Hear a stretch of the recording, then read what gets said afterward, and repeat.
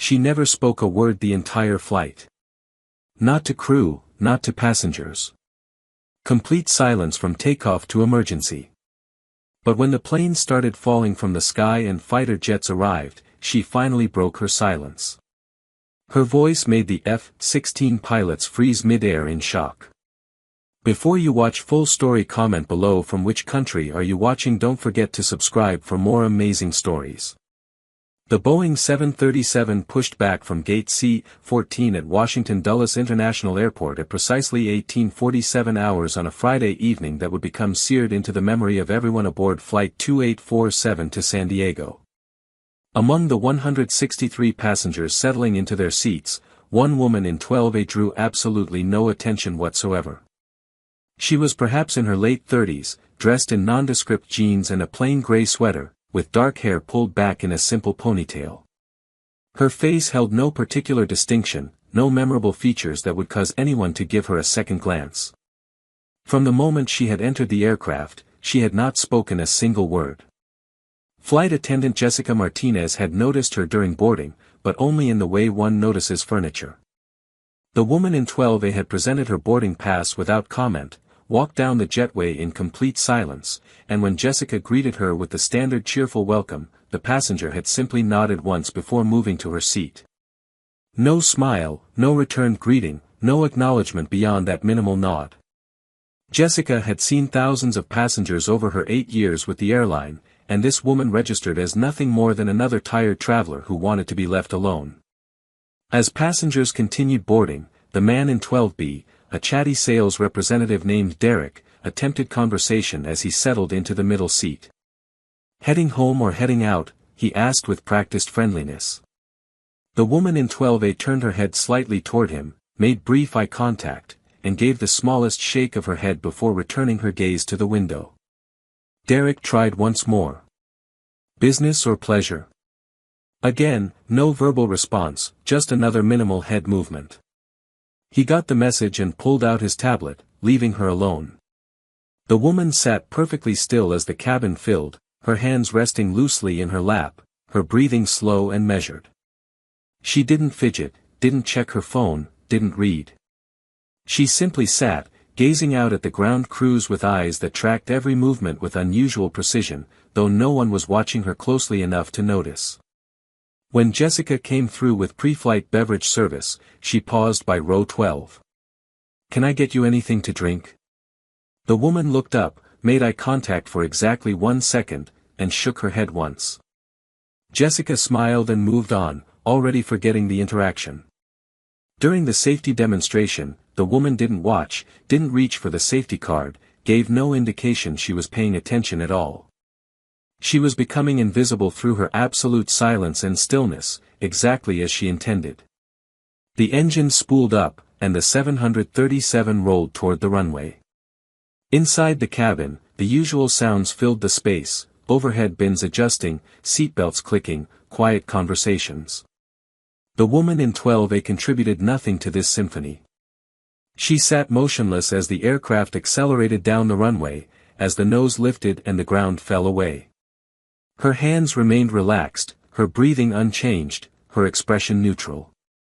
Derek glanced at her once during climb out and concluded she was probably a frequent flyer who found the whole process boring. As Flight 2847 climbed through 10,000 feet and turned westward, Captain Robert Chen and First Officer Amanda Kowalski went through their after-takeoff procedures with practiced efficiency. Chen had 23 years with the airline and over 15,000 flight hours. Kowalski had 8 years of airline experience and a military background flying C-130 transports.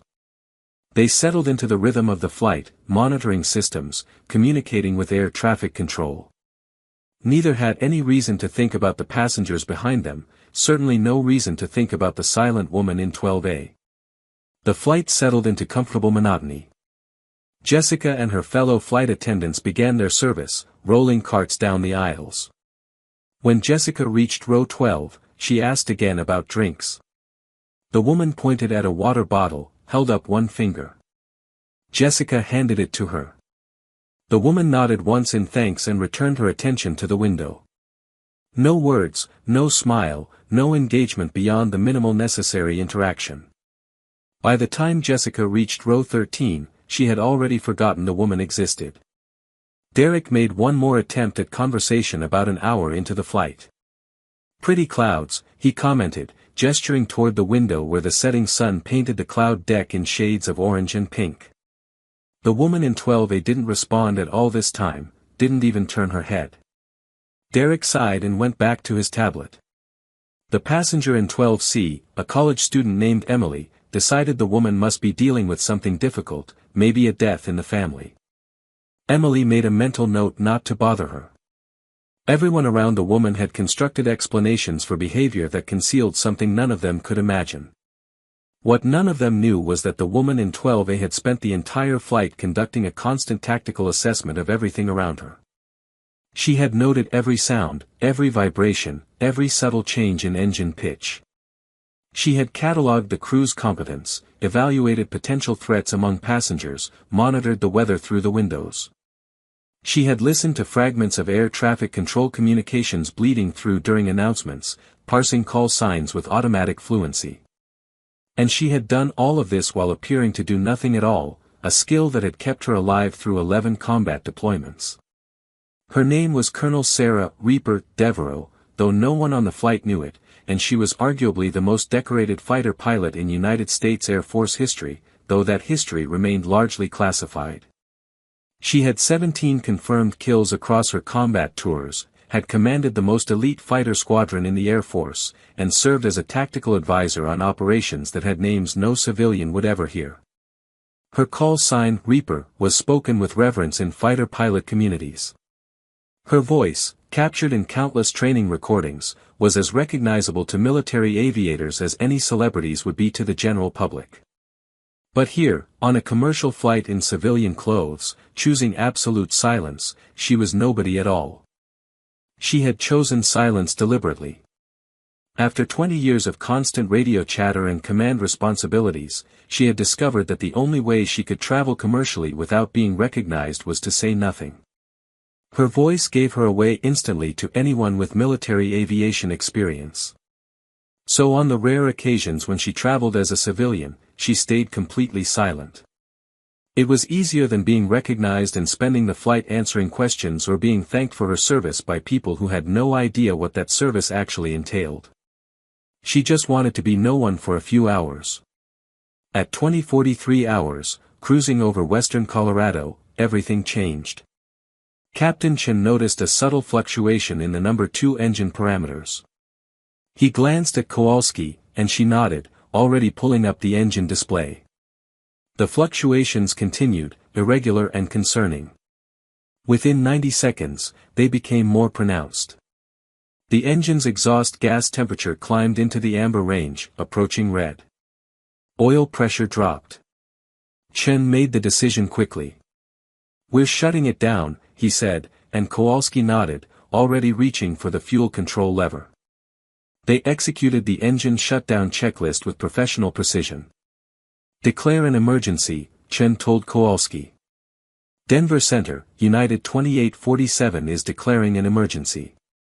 We've shut down our number 2 engine due to abnormal indications and are requesting priority handling for immediate diversion." Her voice was calm and professional. In the cabin, passengers heard nothing yet, just a subtle change in engine sound that most didn't notice. The woman in 12A noticed immediately. She had heard thousands of engine shutdowns in her career, and she knew that sound. One engine had gone quiet.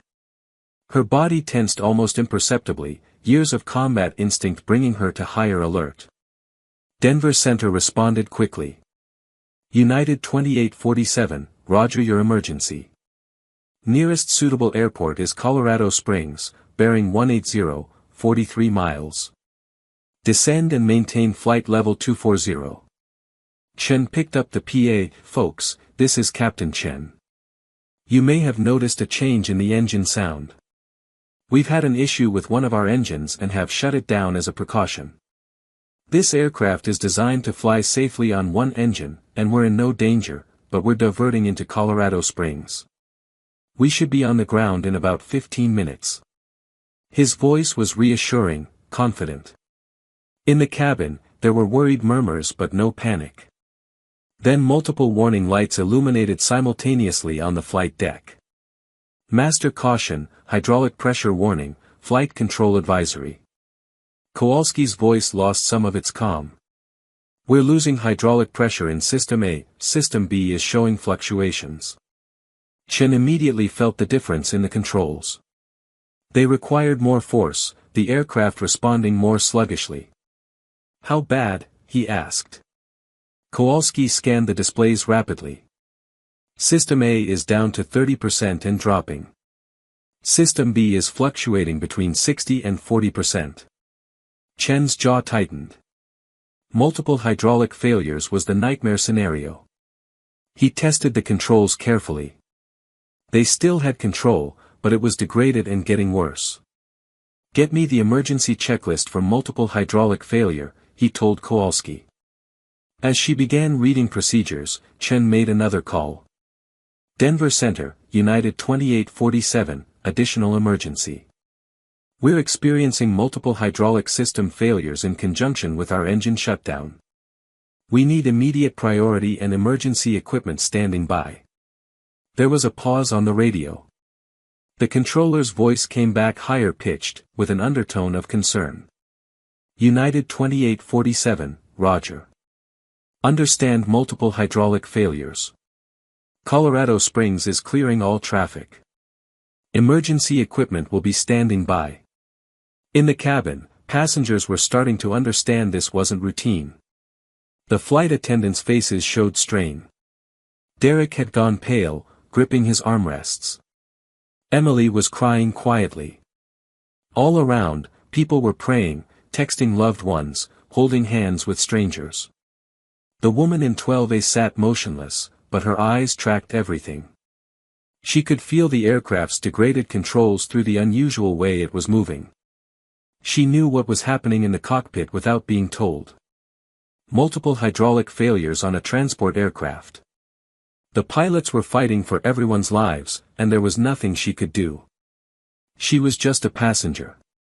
Captain Chen was discovering the full extent of their problem. As he configured for landing, extending the flaps, he encountered resistance.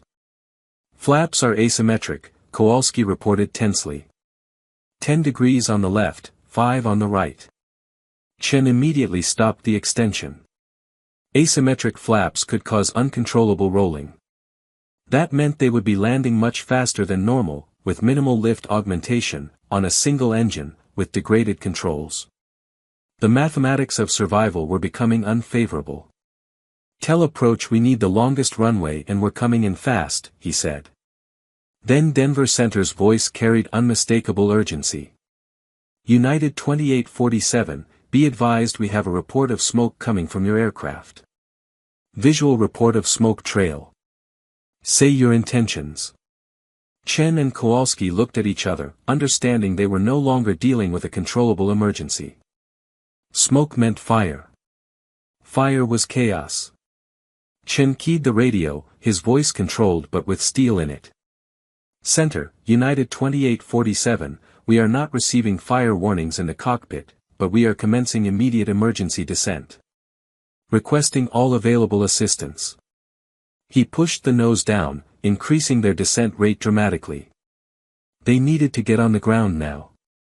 Denver Center made a call to the North American Aerospace Defense Command. Within 90 seconds, a pair of F-16 Fighting Falcons from the 140th Fighter Wing scrambled from Buckley Space Force Base. The F-16s, call signs Viper 1 and Viper 2, were airborne 4 minutes after the scramble order. Major Kyle Hammer Rodriguez in Viper 1 and Captain Lisa Torch Chen in Viper 2 climbed through 30,000 feet, their radar already locked onto United 2847's transponder. They had been briefed: engine failure, hydraulic failures, smoke, emergency descent. Their job was visual assessment and real-time information support. Denver, Viper flight is approaching United 2847's position, requesting clearance to close for visual inspection, Rodriguez transmitted. Denver cleared them immediately, and Rodriguez eased his F-16 alongside the descending 737. What he saw made his breath catch. Smoke was trailing from the number 2 engine, not a thin wisp but a substantial stream of dark gray smoke. Worse, he could see signs of structural stress around the engine pylon, dark staining suggesting fire had been burning longer than the crew might realize. Viper 2, confirm visual on the engine, he called to his wingman. Confirmed, Hammer. That's not just residual smoke. They've got an active fire situation, Captain Chen responded from Viper 2. Both F-16 pilots immediately understood the gravity. An engine fire causing visible structural damage was critical, potentially leading to catastrophic wing or fuel system failure. Rodriguez made the call. Denver, Viper 1, we have visual confirmation of active fire on United 2847's number 2 engine with evidence of structural damage to the pylon and surrounding wing structure. Recommend immediate notification and expedited landing. In United 2847's cockpit, Chen received the information and his blood ran cold. Active fire, structural damage. They were out of time. He increased descent rate even further, and the aircraft groaned, protesting the stress. Kowalski was going through fire suppression procedures, but without confirmation from their detection systems, they had no way to know if suppression had worked or failed. The aircraft was fighting him now, requiring constant attention. Sweat beaded on his forehead. How long to touchdown? He asked through gritted teeth. Kowalski checked their position. 3 minutes to initial approach, then 2-minute final. 5 minutes total. 5 minutes felt like an eternity when your aircraft was on fire and falling apart. Chen focused entirely on flying, blocking out everything except instruments and physical feedback through the controls.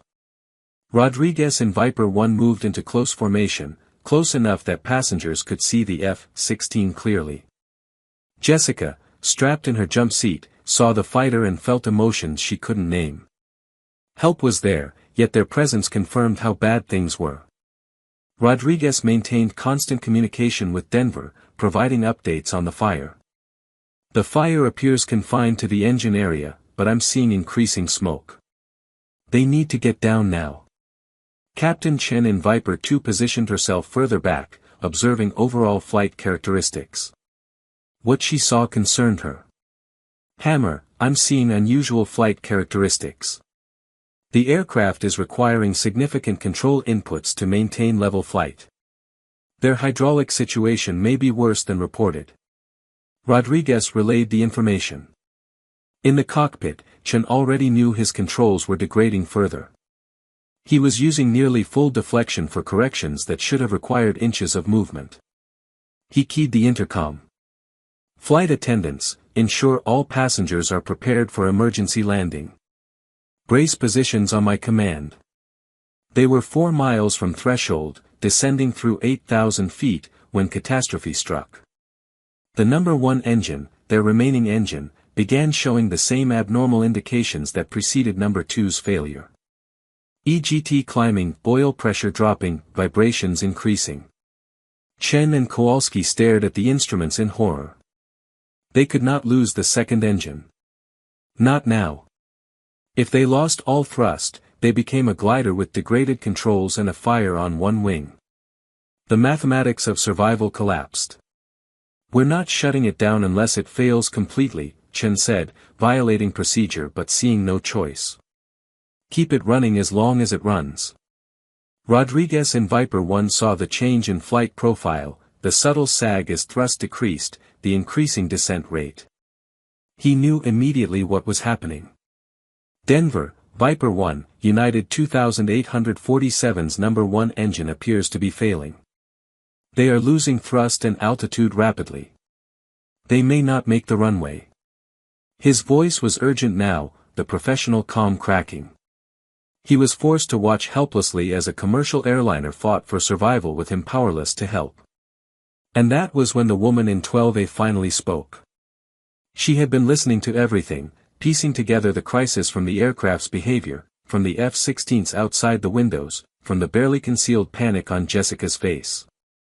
She had run through every possible scenario, and she knew with absolute certainty that the pilots were about to run out of time and options. She knew the F-16 pilots could potentially help, could provide information or guidance that might make the difference, but the civilian crew had no training in fighter coordination. There was a gap that only someone with her specific experience could bridge. She had maintained silence for hours, protected her identity through absolute refusal to speak, but she could not maintain that silence when 162 other lives hung in the balance. She unbuckled her seatbelt, and Derek looked at her in shock. "You weren't supposed to unbuckle during an emergency." She ignored him, stood with perfect balance despite the aircraft's erratic movements, and walked forward toward the flight deck. Jessica saw her coming and tried to wave her back. "Ma'am, you need to return to your seat. We're in an emergency." The woman ignored her completely, reached the cockpit door, and pounded on it with a specific rhythm. In the cockpit, Chen heard the knocking and ignored it. The woman knocked again, same rhythm, and spoke her first words of the entire flight. Her voice came through the door with absolute authority. "Cockpit, this is Reaper. Open the door. I can help you." The effect was instantaneous and electric. Kowalski's head snapped toward the door, her eyes wide. "Did she just say Reaper?" she whispered. Chen had heard it too, and impossible as it seemed, he recognized something in that voice, pulling at memories from years ago when he'd attended a fighter weapons school graduation where a legendary pilot had given the keynote. It couldn't be. But the voice, the call sign. "Open it," he told Kowalski, making a decision based on instinct. Kowalski hesitated only a second before reaching for the door lock, violating every security protocol but operating on the same instinct. The door opened, and the woman who had been silent for hours stepped onto the flight deck. Chen glanced back for 1 second, and his breath stopped. He knew that face. From photographs, from videos, from legends. Colonel Sarah Devereaux. Reaper, standing on his flight deck in civilian clothes. "I'm taking emergency authority," she said, her voice fully unleashed, carrying 20 years of command experience. "Continue flying. I'll handle tactical coordination." Neither Chen nor Kowalski questioned her. In that moment, she had become the ranking military officer in a crisis, and their training meant they accepted her authority without discussion.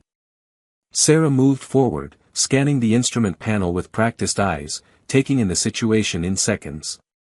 Engine 1 failing, hydraulics gone, fire on engine 2, 4 miles from runway. Marginal at best. She reached for the radio panel, switched to the emergency frequency she knew the F-16s would be monitoring. When she spoke, her voice went out on the frequency the fighters were using. "Viper flight, this is Reaper Actual. I'm on the flight deck of United 2847. Give me tactical assessment."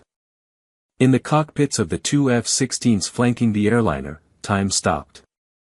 Rodriguez's hands actually froze on his controls, his eyes going wide in his mask. Behind him, Captain Chen experienced the same moment of complete shock. The voice was unmistakable. Every fighter pilot in the Air Force knew that voice from training recordings, from legendary mission debriefs, from folklore. Reaper. Colonel Sarah Devereaux. On a civilian airliner. Impossibility made manifest. "Viper flight, respond," Sarah transmitted again, her voice cutting through their shock with command authority. Rodriguez found his voice, but it was shaken, awed. "Reaper Actual, Viper 1. Confirm you are. How are you on that aircraft?" He couldn't believe what he was hearing. Sarah didn't waste time. "Viper 1, focus. I need tactical assessment of our fire situation and airframe damage. Give me numbers I can work with." The command in her voice snapped both fighter pilots back to professionalism. Rodriguez immediately began feeding her information. Active fire on engine 2, confined to engine area but showing structural damage to pylon. Smoke trail approximately 50 meters. Engine 1 showing reduced thrust based on flight profile. Hydraulic fluid visible leaking from wing area. You're 4 miles from threshold, current rate of descent puts you short by approximately half a mile. Sarah processed the information instantly, her mind working through the tactical problem with legendary speed. Half-mile short meant they would crash if they didn't change something. Engine 1 was failing but still producing thrust. They needed every foot of glide ratio they could manufacture. She turned to Chen. "What's your current configuration?" He responded without taking his eyes off instruments. "Flaps 5 asymmetric, gear up, single engine at 60% and dropping." Sarah calculated. "Deploy gear now. Use the drag to kill some descent rate, then we'll use ground effect and every foot of remaining thrust to stretch the glide." Chen hesitated a fraction of a second. That violated normal procedure. But Sarah's voice carried such certainty that he trusted her. "Gear down," he commanded. The landing gear extended with agonizing slowness, barely sufficient hydraulic pressure pushing them down. The increased drag was immediate, descent rate actually increased initially, and Chen felt his heart drop. Sarah was watching altitude and distance, running calculations that combined 20 years of fighter experience with intimate understanding of aerodynamics. "Viper 1, I need you on our right side, close formation, your jet wash might give us a few feet of lift." Rodriguez didn't question the command. If Reaper said his jet wash could help, he believed her. He maneuvered his F-16 alongside the 737's right wing, close enough that passengers could see panel lines. The wake turbulence from his aircraft created a slight area of rising air that the 737's wing encountered, providing minuscule but measurable improvement in lift. Every foot mattered now. Sarah keyed the radio again. "Viper 2, I need exact distance to threshold and vertical clearance. Call it out every 5 seconds." Captain Chen in Viper 2 acknowledged immediately. 3.8 miles, 600 feet below glide path. Sarah turned to the cockpit crew. "Chen, when I tell you, I need full remaining thrust from engine 1. Hold nothing back. We're going to ride ground effect in the last 1,000 feet. Chen nodded, understanding the tactic. Ground effect was the cushion of air between wings and ground at very low altitude, providing additional lift. Fighter pilots used it routinely. Sarah was going to stretch their glide by flying them into ground effect early and riding that cushion to the threshold. 3.5 miles, 550 feet below glide path, Viper 2 called. The numbers were improving marginally, but they were still short. Sarah did something that demonstrated why she was legendary. She grabbed the PA microphone. "This is Colonel Devereaux. I'm a United States Air Force fighter pilot, and I'm on the flight deck. We are going to make it to the runway, but the landing will be extremely hard. Flight attendants, command brace position now. Passengers, heads down, brace for impact. Do not lift your heads until the aircraft comes to complete stop. We will get you home." Her voice carried such conviction, such command authority, that even terrified passengers found themselves believing her. 3 miles, 450 feet below glide path, Viper 2 transmitted. They were gaining, inch by painful inch. Engine 1's temperature was in the red, destroying itself but still producing thrust. Chen could feel the aircraft's reluctance in every control input, forcing him to use brute physical strength. His arms screamed with fatigue, but he held course, held altitude, flew with every ounce of skill earned over 23 years. Kowalski called out airspeeds, altitudes, distances, her voice mechanical, divorced from emotion because emotion would break her. Sarah watched everything, her combat-trained mind processing multiple data streams simultaneously, waiting for the precise moment. Rodriguez in Viper 1 held his formation, providing that marginal lift improvement. Captain Chen in Viper 2 continued callouts. 2.5 miles, 300 feet below glide path. They might make it. 2 miles, 200 feet below glide path. They were going to make it. 1.5 miles, 100 feet below glide path. They were so close. 1 mile, 50 feet below glide path. Almost there. Now, Sarah commanded. Full thrust, everything you have. Chen shoved the thrust lever forward, and the dying engine responded with a final surge, its components seconds from failure but giving everything left. The 737 accelerated slightly, the nose coming up a fraction as additional thrust provided more lift. They crossed the runway threshold 40 feet in the air, not the normal 50 but close enough. Sarah's voice was ice calm. Cut thrust. Hold attitude. Chen pulled the lever to idle, and engine 1 finally died, its job done. The aircraft began to settle. Sarah was still talking, providing tactical cadence. 50 feet, 40 feet, 30 feet. Hold it.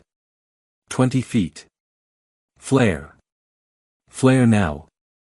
Chen pulled back on the yoke with every ounce of strength, the degraded controls barely responding, and the 737's main gear contacted the runway with an impact that sent shockwaves through the entire airframe. The sound was tremendous, like a bomb. Passengers screamed despite brace position. The aircraft bounced once, came down again harder, and stayed down. Chen stood on the brakes, but the hydraulics were so depleted that brakes had minimal effectiveness. They were rolling down the runway at over 100 knots with limited ability to slow. I don't have brakes, Chen said, showing strain for the first time. Sarah was already moving. Use reverse thrust. Chen looked at her like she was insane. You couldn't use reverse on a dead engine. Sarah pointed at the controls. Emergency air start on engine 2. We only need 30 seconds. Kowalski understood immediately. Restart the burning engine, deploy its reversers, use reverse thrust to slow them, then kill it before fire spread. Insane, also their only option because they were running out of runway. She reached for the start controls, began emergency air start on engine 2. The engine, damaged and burning, somehow caught and spooled to idle. Sarah's hand was on the reverse levers. Deploy reversers. Chen hesitated microseconds before pulling the reverse lever for engine 2.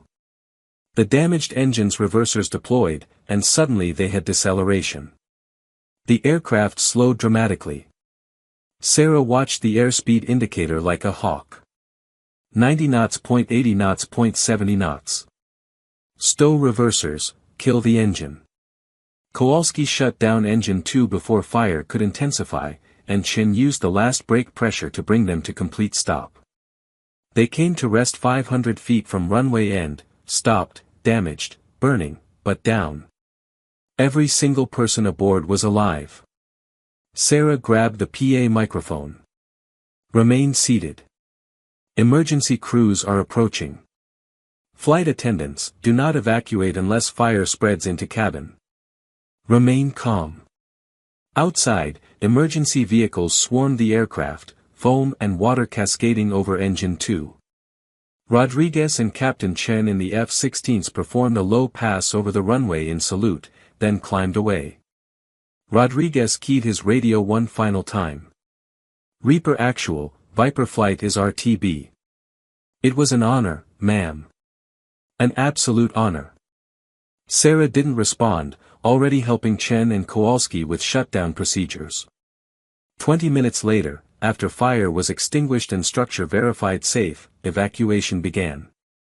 Passengers filed out through the forward door onto mobile stairs, many crying, all shaken, but alive. Jessica stood at the door helping people down, and when the woman from 12A appeared, Jessica grabbed her hand. Thank you. Thank you for saving us. Sarah squeezed her hand once but said nothing, returning to her silence now that emergency was over. She walked down the stairs and immediately began to fade into the crowd. But Captain Chen had other plans. He exited the cockpit and found her in the crowd. Colonel Devereaux, please wait. Sarah stopped, turned, resignation on her face. Her anonymity was gone. Chen approached and came to attention, saluting, a civilian captain saluting a military officer in a gesture of respect that transcended regulations. Ma'am, you saved everyone on this aircraft. I don't have words adequate to thank you. Around them, passengers were beginning to understand that the silent woman from 12A was something far more than they had imagined. Derek approached, eyes wide. You're a fighter pilot. You were sitting next to me the whole time and you're a fighter pilot. Sarah gave him a slight smile. I was just a passenger. Captain Chen and First Officer Kowalski saved this aircraft.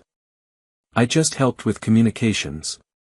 Within hours, the story broke nationwide. News channels ran with it, legendary fighter pilot saves commercial airliner. Video from passengers' phones showed the F-16's information, showed the terrifying landing.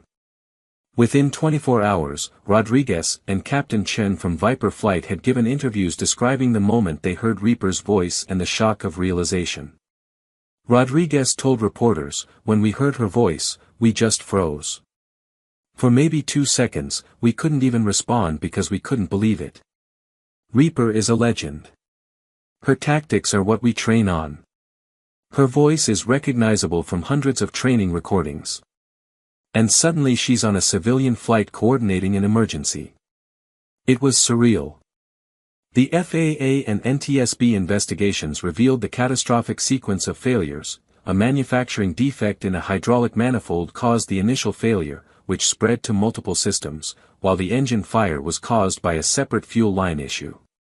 Investigators concluded that without Colonel Devereaux's intervention and tactical coordination, the aircraft would likely have crashed short of the runway with total loss of life. Captain Chen told investigators, when she walked onto my flight deck and took command, it was like suddenly having a master instructor there. Her knowledge, her tactical thinking, her ability to coordinate with the fighter escort, it made the difference between success and catastrophe. 3 weeks later, at a ceremony at Buckley Space Force Base, Rodriguez and Captain Chen met Colonel Sarah Devereaux in person for the first time. They approached with visible nervousness, experienced fighter pilots clearly awed. Rodriguez shook her hand. Ma'am, hearing your voice on that radio was the most surreal moment of my career. I've listened to your debriefs from Desert Storm. I've studied your tactics in weapons school. And suddenly you were there, on a civilian flight, saving lives. Sarah smiled genuinely. You both did excellent work holding formation and providing support. That took skill and calm under pressure. You should be proud. The ceremony presented Chen and Kowalski with Air Force Commendation Medals for their airmanship and Colonel Devereaux with the Airman's Medal for heroism involving voluntary risk of life. Sarah accepted but insisted the real heroes were the flight crew who fought their dying aircraft all the way to the ground. I just provided communication support. Captain Chen and First Officer Kowalski displayed airmanship of the highest order. They are why everyone survived. But everyone in that room knew better. Without her voice breaking its silence, without her expertise and command authority, the outcome would have been tragically different. Afterward, Derek approached Sarah hesitantly. Colonel Devereaux, I sat next to you for 2 hours. I tried to talk to you. You never said a word. Sarah looked at him, something almost apologetic in her expression. I travel silent because my voice gets recognized by anyone with military aviation experience. I just wanted to be anonymous, just for once. Derek shook his head in wonder. You sat there completely quiet while we had no idea we had one of the most skilled pilots in the country right there with us. Sarah smiled slightly. I was hoping to stay quiet the entire flight. Clearly that didn't work out. Jessica also attended, and when she got a moment with Sarah, she took both of the colonel's hands. When you grabbed that PA and told us we were going to make it, something in your voice made me believe it even though I was terrified. Where did that come from? Sarah thought about the question, about 20 years of combat, of leading people where belief was the difference between success and failure. When you're responsible for lives, you can't show doubt even when you feel it. You have to be the calm in the storm, because everyone is looking to you for reassurance. It's what command means. Jessica wiped tears from her eyes. Well, your command saved my life and everyone else's. I'll never forget your voice. None of us will. In the months that followed, Sarah Devereaux's story became part of aviation folklore, told and retold in pilot lounges, flight schools, and military-ready rooms around the world. The silent passenger who turned out to be a legendary fighter pilot. The woman whose voice literally stopped F-16 pilots mid-flight through pure recognition of her achievements. Video clips of Rodriguez describing his reaction became viral. Aviation podcasts dissected every aspect of the emergency. Flight students studied the landing as an example of maximum performance under degraded conditions. And fighter pilots across all services told the story with pride. One of their own had been there when needed and had performed with the calm excellence that defined the best of military aviation. Sarah herself tried to return to her preferred anonymity, but it was impossible now. Too many people recognized her face, her voice. When she traveled commercially, fellow passengers approached, flight attendants thanked her, pilots invited her to the cockpit. She handled it all with grace but privately missed the silence, missed being anonymous. She told a reporter in one of the few interviews she granted, "I want everyone to remember that commercial airline pilots handle emergencies every day with professionalism and skill. What happened on Flight 2847 was terrible luck and multiple system failures. Captain Chen and First Officer Kowalski are the real heroes. They flew a broken aircraft all the way to the ground and kept everyone alive. That's what being a pilot means."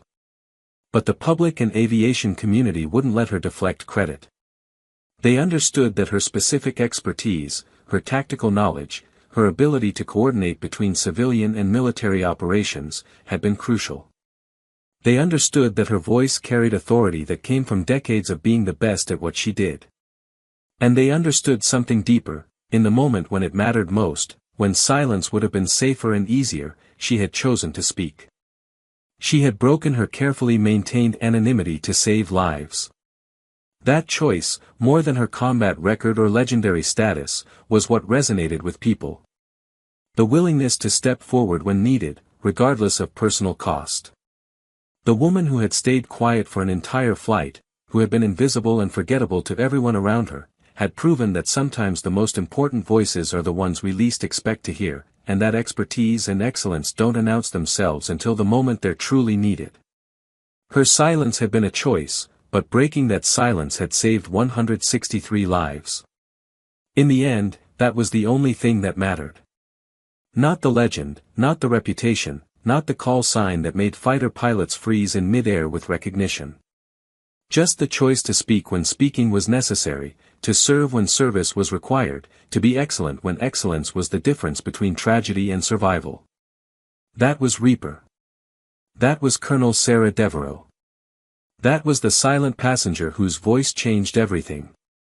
5 years later, Sarah stood in the same terminal at Dulles Airport, boarding another flight to San Diego. This time, she didn't stay silent. When the flight attendant greeted her, she smiled and responded with a warm hello. When her seatmate asked about her day, she engaged in pleasant conversation. The forced anonymity was gone, replaced by acceptance of who she was and what she represented. As the aircraft pushed back from the gate, she gazed out the window and noticed two contrails high above, fighters on patrol protecting the skies. She whispered a quiet prayer for all pilots everywhere, civilian and military, who carried precious lives in their hands every single day. The flight was routine, uneventful, exactly as it should be. As they descended into San Diego, Sarah reflected on how that terrifying night had changed her. She had learned that hiding her light didn't serve anyone. That her voice, her experience, her willingness to step forward when needed, these weren't burdens to conceal but gifts to share. When they touched down smoothly on the runway, passengers applauded as they always did after a good landing. Sarah joined them, clapping for the pilots up front who had delivered them safely home, honoring the sacred trust between those who fly and those who are carried through the skies. She had finally found peace with both her silence and her voice, knowing when each was needed and having the wisdom to choose correctly.